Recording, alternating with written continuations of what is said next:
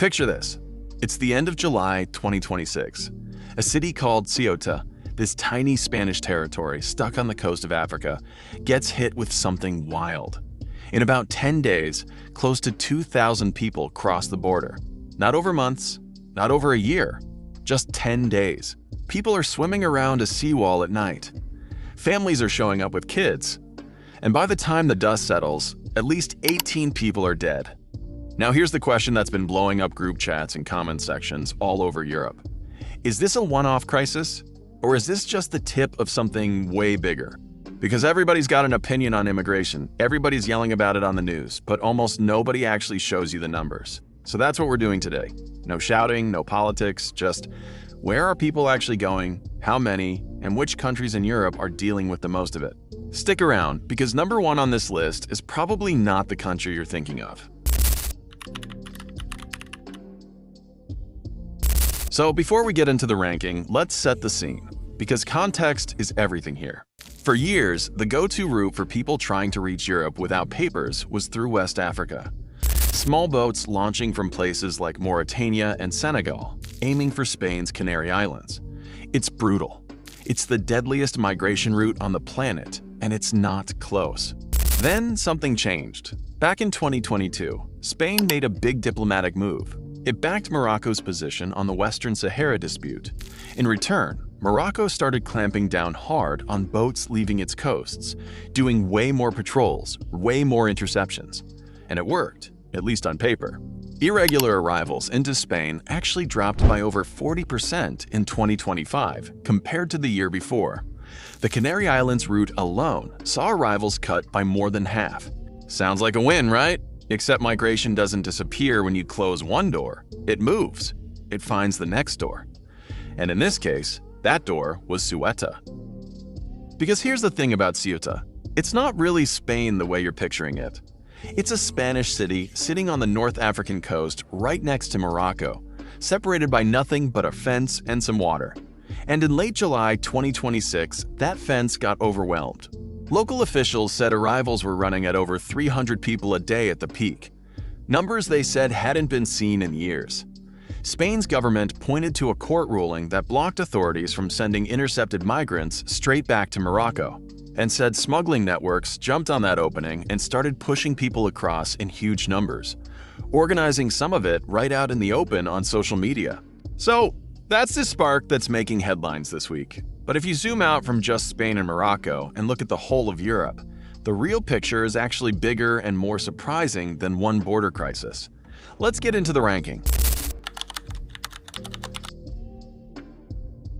Let's nail down the actual numbers first, because thousands of migrants gets thrown around a lot without context.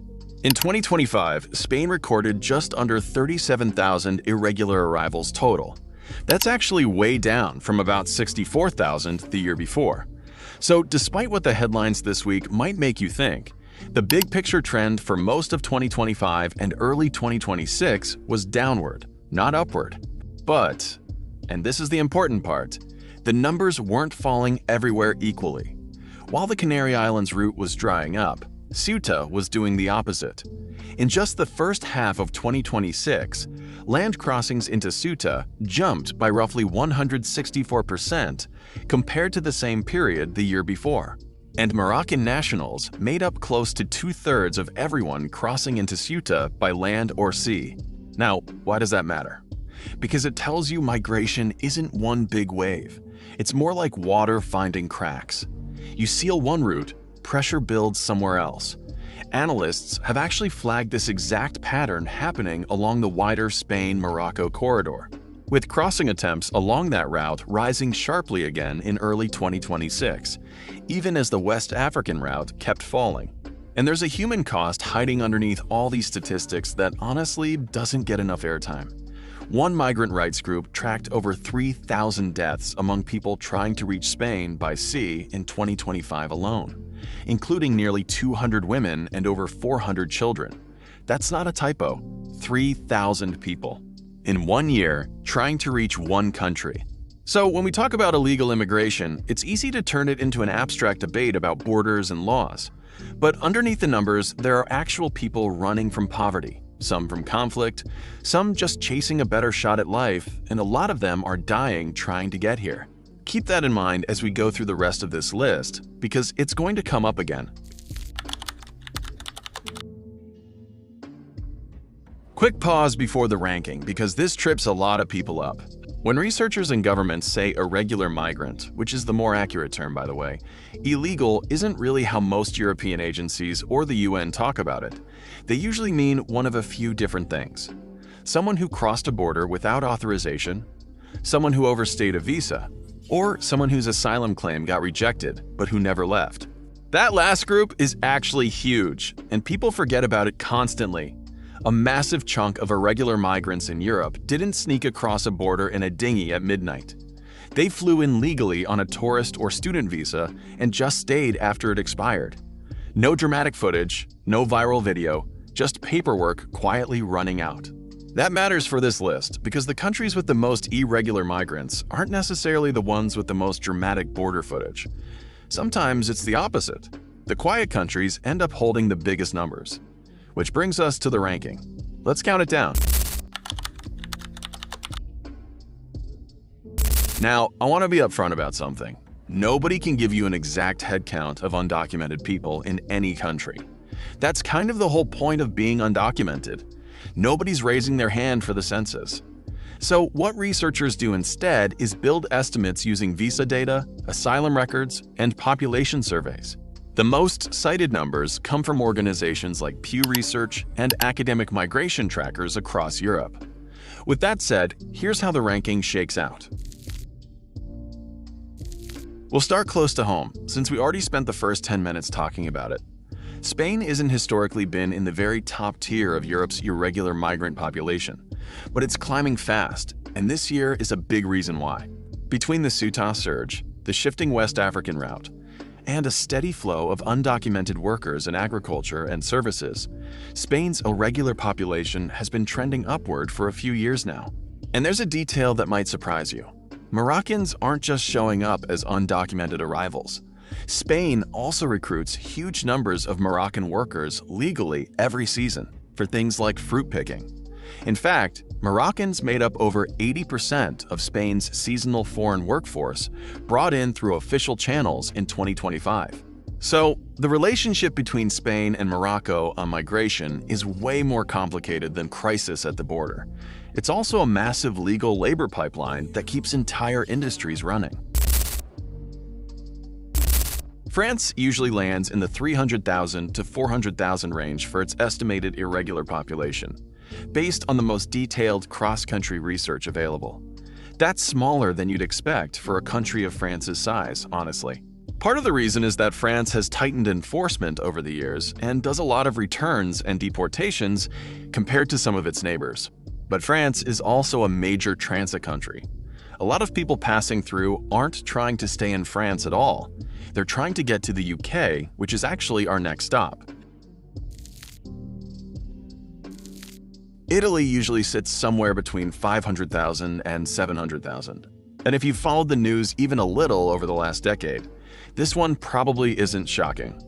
Italy has been ground zero for Mediterranean crossings for years, mostly from Libya and Tunisia, and it's currently the busiest single migration route into the entire European Union. The Central Mediterranean corridor accounted for something like 40% of all irregular EU border crossings in 2025. Here's the twist though. A lot of people who land in Italy aren't trying to build a life there either. Italy's asylum system and labor market push a lot of new arrivals north, toward Germany, France, and beyond. So Italy ends up being both a huge entry point and a huge holding zone, which is part of why its numbers stay so high year after year. Okay, this is where people usually raise an eyebrow because you don't hear UK mentioned in the same breath as Mediterranean migration crises very often. But the UK's estimated irregular population sits somewhere between 700,000 and 1.2 million, depending on which estimate you use, putting it right near the very top of the entire continent. And the interesting part is how different the UK's situation looks compared to Italy or Spain. Way less of it is dramatic boat footage. Those small boat crossings over the English Channel have absolutely become a major political flashpoint in recent years. A huge amount of it is the quiet kind we talked about earlier: visa overstays, people who came through completely legal channels and just never left when they were supposed to. It doesn't make for a viral video, but it adds up to a bigger number than almost anywhere else in Europe. And at the very top, consistently, year after year, Germany. Estimates put Germany's irregular migrant population at somewhere between 1 and 1.2 million people. The single largest in Europe, full stop. Why Germany? A few reasons stack on top of each other. Germany has Europe's biggest economy and one of its largest job markets, which pulls people in like a magnet. It also took in enormous numbers of asylum seekers during the 2015-2016 migration crisis, more than almost any other European country. And a portion of those cases ended in rejected claims where people simply didn't leave. And Germany's central location in Europe means it's the natural landing spot for people who first arrived somewhere else, like Italy or Greece, and then moved on. So, put it all together, Germany and the UK alone account for roughly half of all the irregular migrants estimated to be living in Europe. Add in Italy and France, and you're talking about somewhere close to 70% of the continent's entire irregular population sitting in just 4 countries. Everyone else, all the other dozens of European nations combined, splits up the remaining slice.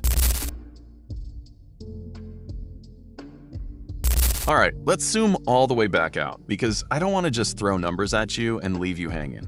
A few things stand out here. First, migration in Europe isn't one story. It's about 5 different stories happening at once. A Mediterranean story in Italy, a Channel story in the UK and France, an Atlantic story in Spain, and a quiet overstay story basically everywhere. Lumping it all into one big immigration crisis headline hides way more than it explains. Second, closing one route doesn't make the problem vanish. It usually just relocates it. We saw that exact thing happen in real time this year. Spain clamps down on the Atlantic route with Morocco's help. Arrivals crash by 40% plus, and then Ceuta explodes almost overnight. That's not a coincidence. That's basically how migration pressure behaves. Squeeze it in one place, it comes out somewhere else. And third, and this is the part that gets lost in almost every hot take you'll see online, there's a massive human cost sitting underneath every single one of these statistics. Over 3,000 deaths trying to reach Spain in 1 year, 18 people dead in a single week at Ceuta. These aren't just numbers on a chart. These are people who thought the risk of dying was still better than staying where they were. Now, I'm not here to tell you what to think about immigration policy. Reasonable people land in very different places on this, and there are real, serious arguments on both sides. Some people look at these numbers and see a security and infrastructure problem that needs stronger borders and faster returns. Other people look at the same numbers and see a humanitarian emergency that needs safer legal pathways so people stop dying at sea. Both of those reactions are grounded in real facts we just went through. They just weigh the priorities differently.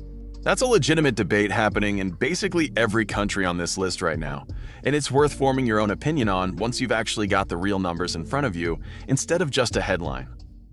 So, to recap the list, from the countries with the biggest estimated irregular migrant populations in Europe. Number 5, Spain, driven right now by the Ceuta surge and the shifting Atlantic route. Number 4, France, a major transit hub as much as a destination. Number 3, Italy, the busiest single entry point into the whole Europe. Number 2, the UK, quietly enormous, driven mostly by visa overstays. And number 1, Germany, the biggest economy, pulling in the biggest number. If there's one thing I want you to walk away with, it's this. The loudest stories in the news, like what just happened in Ceuta, aren't always the biggest part of the picture.